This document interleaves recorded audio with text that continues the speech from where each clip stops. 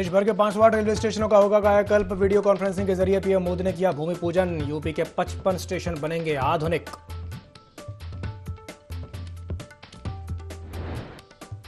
विधानसभा के मानसून सत्र को लेकर मायावती ने किया ट्वीट। लिखा, सत्र में सरकार जनहित के मुद्दों पर ध्यान दे, सरकार को तथ्यात्मक बातें ही रखने को मजबूर करे विपक्ष।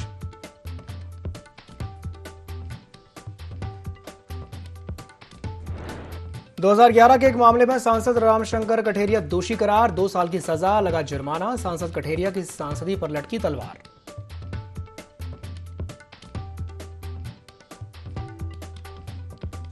सीतापुर में निर्दयी शिक्षक की करतूत, छात्र को क्लास में बंद कर दरवाजे पर लगाया ताला। करीब 6 घंटे तक रोता बिलखता रहा छात्र।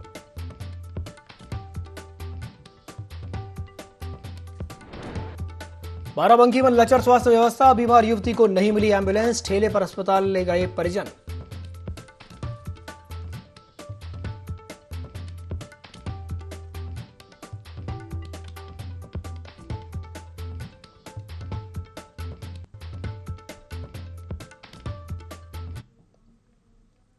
नमस्कार, यूपी लाइव में आप सभी का स्वागत है। मैं हूं आपके साथ दिव्यांशु जोशी। बुलेटिन की शुरुआत करते हैं इस वक्त की बड़ी खबर के साथ, जो कि लखनऊ से है, जहां बीएसपी राष्ट्रीय अध्यक्ष मायावती ने एक ट्वीट किया है।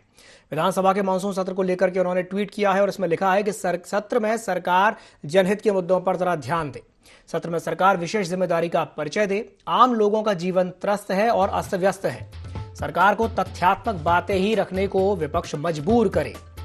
तो ये वो ट्वीट है जो बीएसपी के राष्ट्रीय अध्यक्ष मायावती ने किया है और इस ट्वीट के जरिए विधानसभा के मानसून सत्र को लेकर के उन्होंने लिखा है कि सत्र में सरकार जनहित के मुद्दों पर ध्यान दे, सत्र में सरकार विशेष जिम्मेदारी का परिचय दे, आम लोगों का जीवन त्रस्त है और अस्त व्यस्त है। साथ ही साथ उन्होंने ये भी लिखा है कि सरकार को जो विपक्ष है वो तथ्यात्मक बातें ही रखने के लिए मजबूर करे। तो बीएसपी सुप्रीमो मायावती का ये ट्वीट देखने को मिला है, जिसमें उन्होंने विधानसभा के मानसून सत्र को लेकर के ट्वीट किया है और इस सत्र में सरकार को जनहित के मुद्दों पर ध्यान देने की उन्होंने नसीहत दी है। और इसी खबर पर अधिक जानकारी को साझा करने के लिए हमारे साथ संवाददाता आसिफ बेग जुड़ गए हैं। आसिफ, बीएसपी के राष्ट्रीय अध्यक्ष मायावती ने एक ट्वीट किया है, क्या कहेंगे इस ट्वीट पर?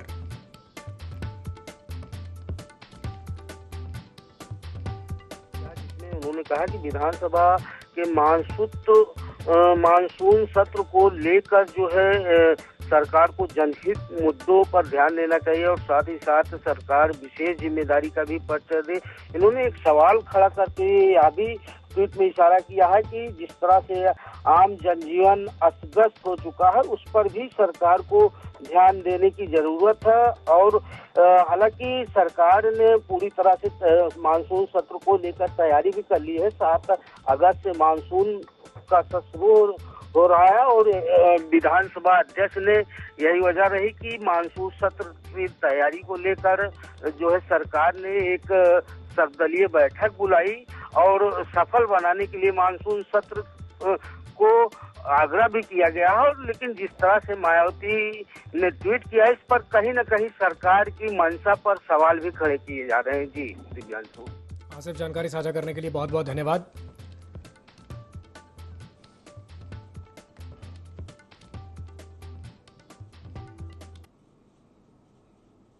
बढ़ते हैं अगली बड़ी खबर की ओर। अमरोहा रेलवे स्टेशन अखाड़ा बन गया। जी हां, बसपा सांसद और बीजेपी एमएलसी में नोकझोंक देखने को मिली है। बसपा सांसद दानिश अली के साथ नोकझोंक हुई है। भारत माता की जय के नारे लगाने को लेकर के नोकझोंक हुई है। BJP MLC doctor Hari Singh Dhillon नारे लगा रहे थे। भारत माता की जय के नारे पर दानिश अली भड़क गए।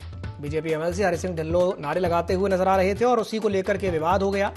भारत माता की जय के नारे का बीएसपी सांसद ने विरोध किया है और हंगामे पर दोनों ही पार्टियों के कार्यकर्ताओं के बीच नोकझोंक देखने को मिली है, झगड़ा देखने को मिला है। अमरोहा रेलवे स्टेशन पर एक कार्यक्रम चल रहा था, जिस दौरान अचानक से स्थिति बिगड़ गई। अमरोहा रेलवे स्टेशन पर एक कार्यक्रम चल रहा था, जिसमें अचानक से ही बसपा सांसद और बीजेपी एमएलसी के बीच तकरार देखने को मिली है और यह तकरार भारत माता की जय के नारे लगाने को लेकर के हुई है। BJP MLC doctor Hari Singh Dhillon Bharat माता की जय के नारे लगा रहे थे और इसी बात पर अचानक से बसपा सांसद दानिश अली भड़क गए और इसी खबर पर ज्यादा जानकारी को साझा करने के लिए हमारे साथ ब्यूरो चीफ विनय मिश्रा जुड़ गए हैं। विनय जी, अमरोहा रेलवे स्टेशन पर नोकझोंक देखने को मिली है बसपा सांसद और बीजेपी एमएलसी के बीच।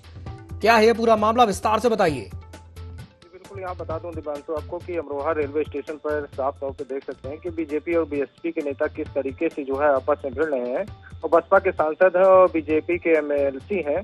और इसमें जो है भारत माता की जय को लेकर के जो है इन दोनों में जो है वाद विवाद बढ़ता है और साफ तौर पे तस्वीरों में भी देख सकते हैं किस तरीके से एक दूसरे के ऊपर आरोप प्रत्यारोप लगा रहे हैं, नोक-झोंक हो रही है। तो इससे जो है मर्यादा भी शर्मसार हो रही है कि किस तरीके से जो है सांसद और एमएलसी जो है दोनों आपस में भिड़े हुए हैं।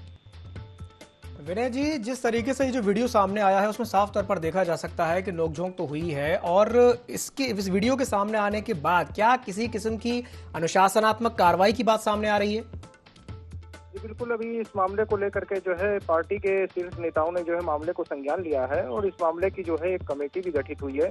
तो उस कमेटी की रिपोर्ट जो आएगी उसी रिपोर्ट के आधार पर जो है बसपा प्रमुख मायावती भी कार्रवाई कर सकती है और बीजेपी में भी जो कार्रवाई हो सकती है। विनय जी, हमारे साथ बने रहिए। तो ये बड़ी खबर है उत्तर प्रदेश के अमरोहा से, जहां पर रेलवे स्टेशन पर तीखी नोकझोंक तकरार देखने को मिली है।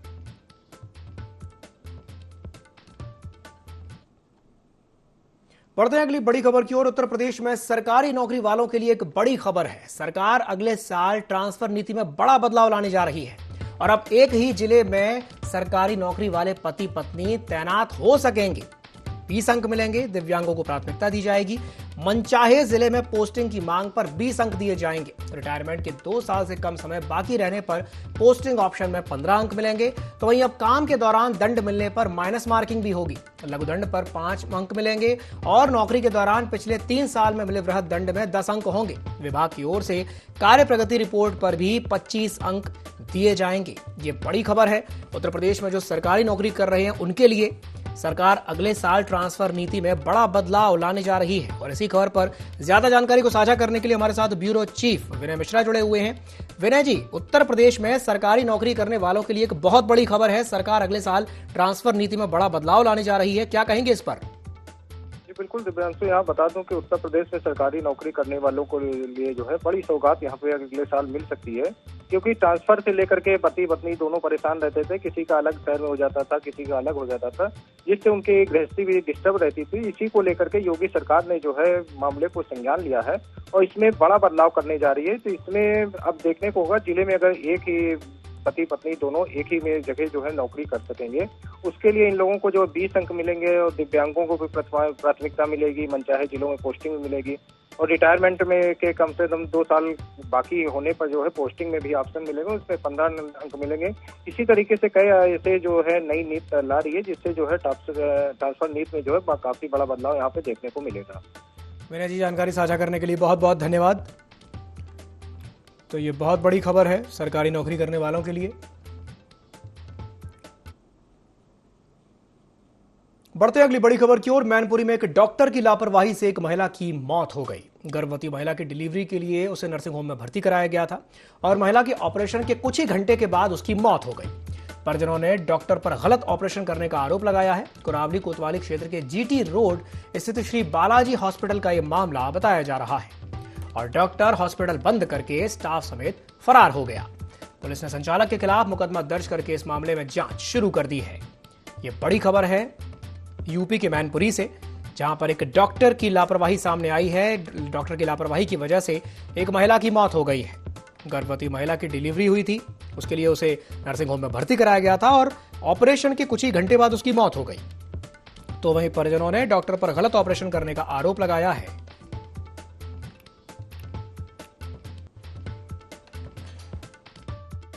बालाजी हॉस्पिटल में भर्ती कर दिया था। वहाँ भर्ती करने के बाद शाम को इन्होंने ऑपरेशन कर दिया। बच्ची पैदा होने के बाद सुबह 8-9 बजे इसके लड़की के सर में दर्द, पेट में दर्द, लड़की को आराम नहीं मिला। उसकी दरमियान लड़की खत्म हो गई। डॉक्टर की लेतलाली से इसकर खत्म हुई है। वह इलाज कहीं होता तो लड़की क्यों खत्म हो जाती? रिफर किया गया, उसकी रास्ते में मृत्यु हो गई और परिजनों द्वारा उसके खिलाफ एफआईआर दर्ज कराया गया।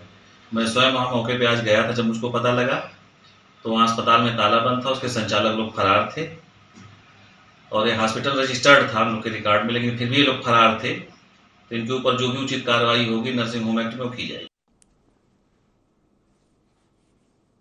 बढ़ते हैं अगली बड़ी खबर की ओर। फिरोजाबाद में पुलिस और बदमाशों के बीच मुठभेड़ देखने को मिली है और गोली लगने से एक व्यक्ति घायल हो गया है, तो वहीं 3 लोग गिरफ्तार हो गए हैं। साथ ही साथ पुलिस ने अवैध असलहा भी बरामद किया है। पुलिस और बदमाशों के बीच जो मुठभेड़ हुई है, इसमें पुलिस ने 3 बदमाशों को गिरफ्तार भी किया है।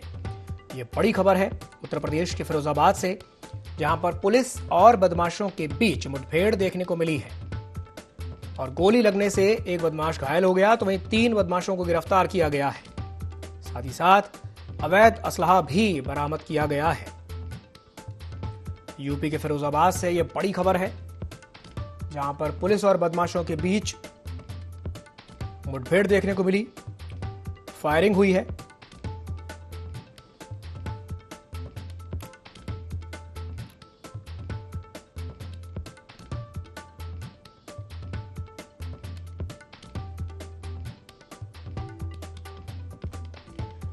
यूपी के फिरोजाबाद से बड़ी खबर है, जहां पर पुलिस और बदमाशों के बीच मुठभेड़ हुई है। गोली लगने से एक बदमाश घायल हो गया, तो वहीं 3 गिरफ्तार हो गए हैं। साथ ही साथ पुलिस ने अवैध असलहा भी बरामद किया है, अवैध हथियारों को भी बरामद किया है।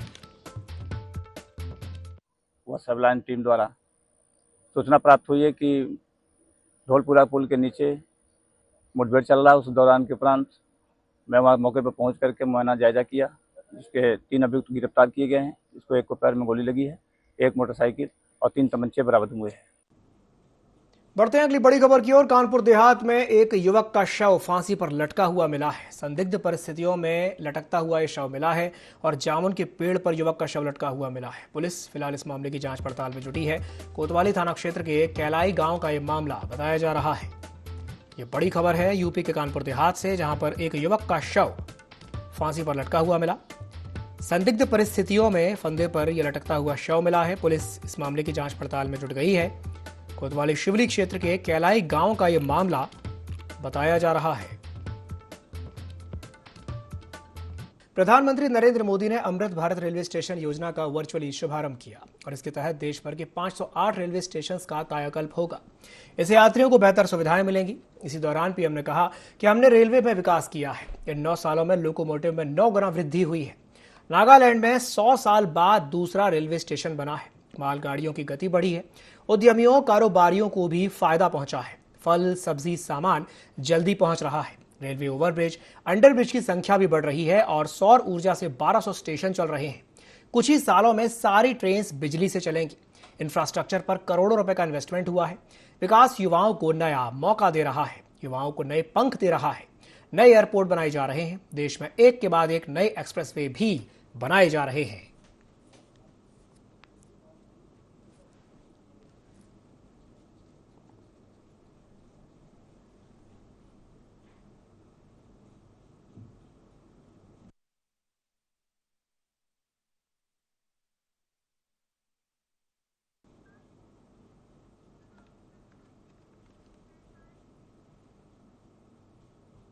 पीएम मोदी ने वीडियो कॉन्फ्रेंसिंग के जरिए अमृत भारत स्टेशन योजना की शुरुआत की, जिसके अंतर्गत पूरे देश में कुल 508 स्टेशन का कायाकल्प किया जाएगा। अमृत भारत स्टेशन योजना के अंतर्गत बाराबंकी जंक्शन रेलवे स्टेशन को भी शामिल किया गया है। आपको बता दें कि पहले चरण में बाराबंकी रेलवे स्टेशन के सौंदर्यीकरण और निर्माण के लिए करीब 33 करोड़ रुपए खर्च किए जाएंगे।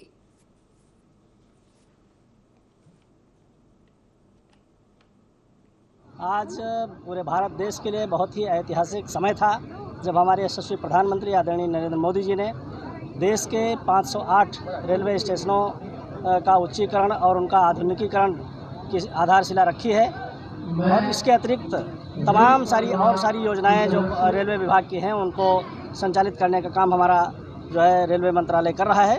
मैं आपको जानकारी देते हुए मुझे खुशी हो रही है कि बाराबंकी रेलवे स्टेशन के साथ साथ हमारी लोकसभा में एक और दूसरा रेलवे स्टेशन है हैदरगढ़, वो भी इस योजना में लिया गया है। वहाँ के लिए भी 22 करोड़ रुपए की धनराशि मंजूर हुई है। आगे आने वाले समय में उसका भी शिलान्यास होगा। शाहजहांपुर में रेलवे स्टेशन भी हाईटेक और अत्याधुनिक सुविधाओं से लैस होगा। इसे लेकर के पीएम मोदी ने वर्चुअली अमृत भारत स्टेशन योजना के तहत पुनर्विकास का शिलान्यास किया। इस दौरान प्रधानमंत्री के संबोधन को सुनने के लिए राज्यसभा और लोकसभा सांसद समेत विधायक भी मौजूद रहे। रेलवे के अधिकारियों का कहना है कि 17 करोड़ के बजट का 24 मार्च तक फर्स्ट फेज का काम पूरा कर लिया जाएगा।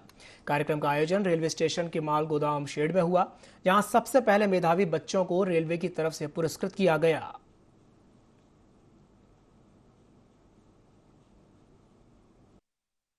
योजना के अंतर्गत अमृत भारत स्टेशन विकसित योजना के अंतर्गत 508 रेलवे स्टेशनों का विकसित करने का जो कार्य किया है और जनपद शाहजहांपुर को भी, शहीदों की नगरी को भी इसमें शामिल किया।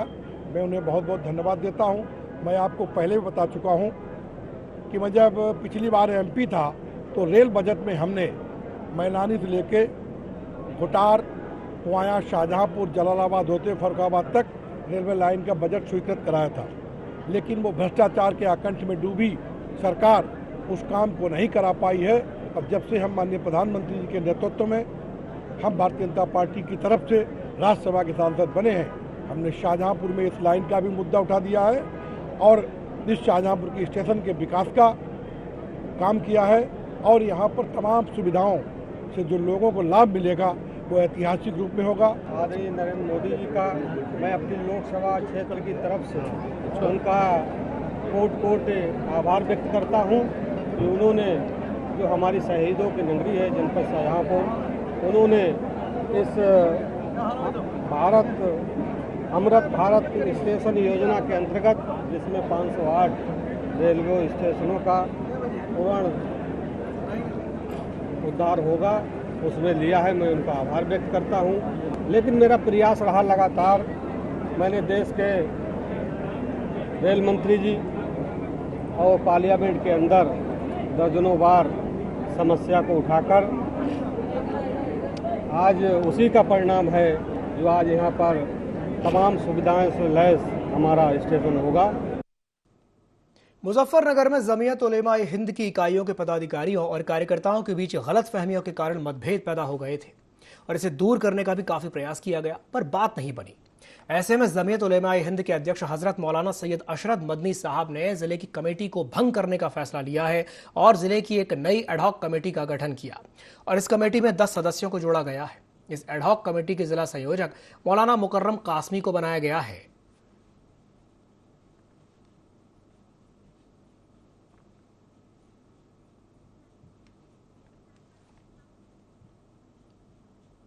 उत्तर प्रदेश सरकार की मंशा के अनुरूप कानपुर देहात की सीडीओ ने भ्रष्टाचार के खिलाफ मुहिम छेड़ दी है। सीडीओ की कार्यशैली के चलते विकास विभाग में हड़कंप मच गया है।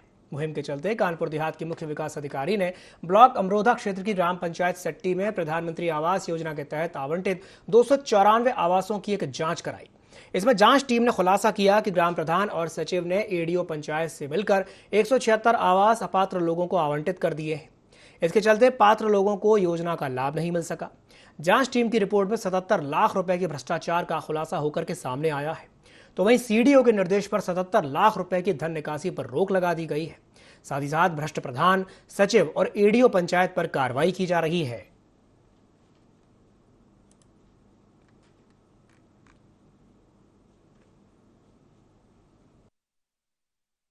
ब्लॉक के जो सट्टी ग्राम पंचायत हैं, इसमें हमारे प्रधानमंत्री आवास योजना में 294 आवास जो हैं स्वीकृत हैं।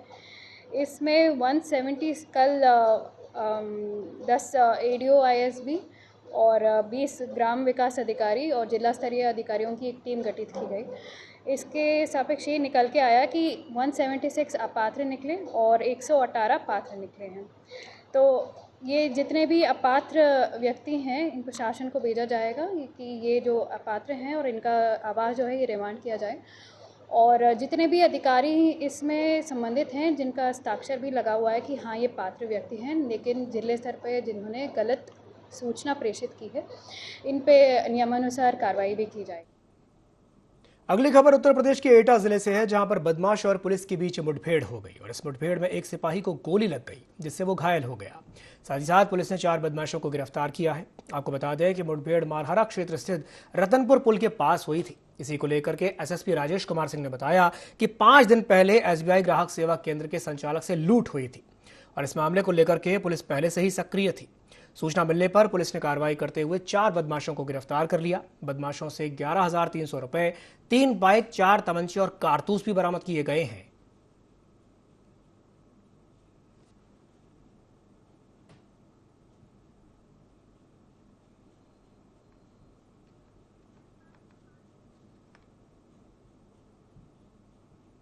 श्रावस्ती में बौद्ध परिपथ पर इकोना थाने के भगवानपुर गांव के पास एक भीषण सड़क हादसा हो गया।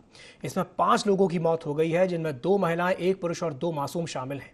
तो वहीं 2 लोग घायल भी हुए हैं, जिनका बहराइच में इलाज चल रहा है। मवेशी को बचाने के चक्कर में कार पलटी खा गई और खाई में जा गिरी, जिससे यह हादसा हो गया। मृतक सभी नेपालगंज के रहने वाले हैं।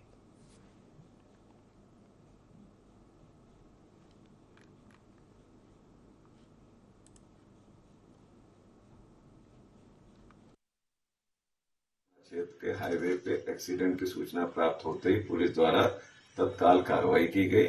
गाड़ी में 7 लोग सवार थे, जिनकी 3 लोगों की मौके पे ही मौत हो गई थी। 2 बच्चे थे जिनको सीएससी इकोना लाया गया, वो दोनों बच्चे भी डेथ हो गई सीएससी इकोना आते आते तक।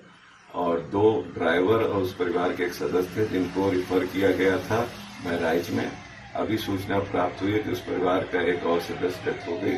कुल मिला के उस परिवार, जो कि नेपालगंज का बताया गया है, और वो 6 लोगों के परिवार की डेथ हो गई। ड्राइवर की स्थिति क्रिटिकल है, वो बहराइच में इस समय भर्ती है। अग्रिम कार्रवाई की जाए। बस्ती चकबंदी विभाग में तैनात एक क्लर्क को एंटी करप्शन टीम ने रिश्वत लेते हुए रंगे हाथों गिरफ्तार किया है।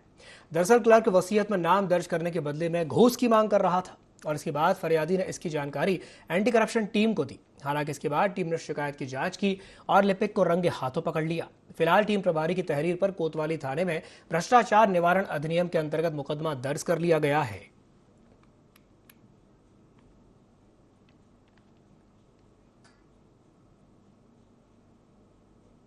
मुजफ्फरनगर में देर रात में एक अज्ञात बदमाश ने किसान की गोली मार करके हत्या कर दी। बताया जा रहा है कि मृतक किसान खेत पर पानी देने के लिए गया हुआ था। जिस समय वो अपने ट्यूबवेल से वापस आ रहा था, उसी समय अज्ञात बदमाशों ने किसान की गोली मार करके हत्या कर दी। तो वहीं बदमाश घटना को अंजाम देकर के मौके से फरार हो गए। मौके पर पहुंची पुलिस मामले की जांच पड़ताल कर रही है।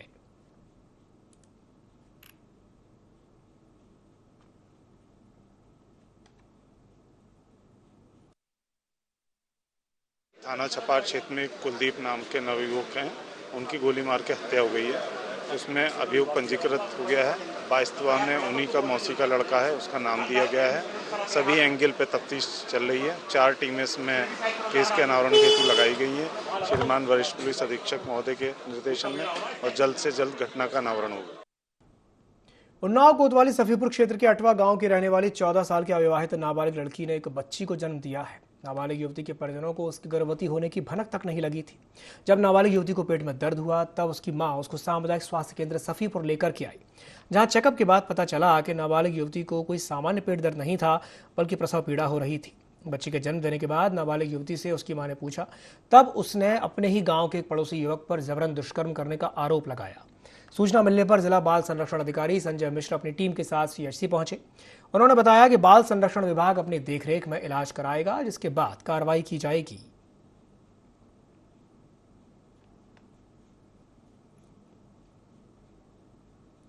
निवासी 14 वर्षीय बालिका को जन्म दिया है, जिस पर तत्काल कार्रवाई करते हुए उच्च अधिकारियों को हमने सूचित किया। उनसे आदेश लेकर के अध्यक्ष बाल कल्याण समिति को बताया। मैं तुरंत मौके पर गया, जहां पे एम्बुलेंस के द्वारा नवजात बालिका तथा उसकी जो 14 वर्षीय बालिका थी वो तथा उसकी मां, तीनों को एम्बुलेंस के द्वारा ला करके नवजात बालिका को एसएनसीयू वार्ड में भर्ती करा दिया है, तथा जो बालिका की मां है उसको आप देख रहे हैं यहाँ पे भी।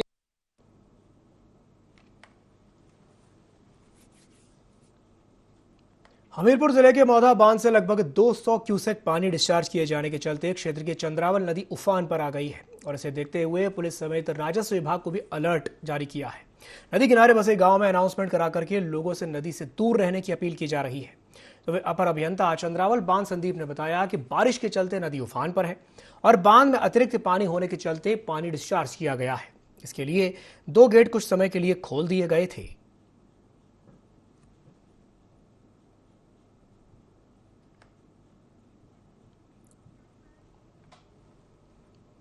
इसी के साथ बुलेटिन में फिलहाल के लिए इतना ही। दीजिए इजाजत। नमस्कार।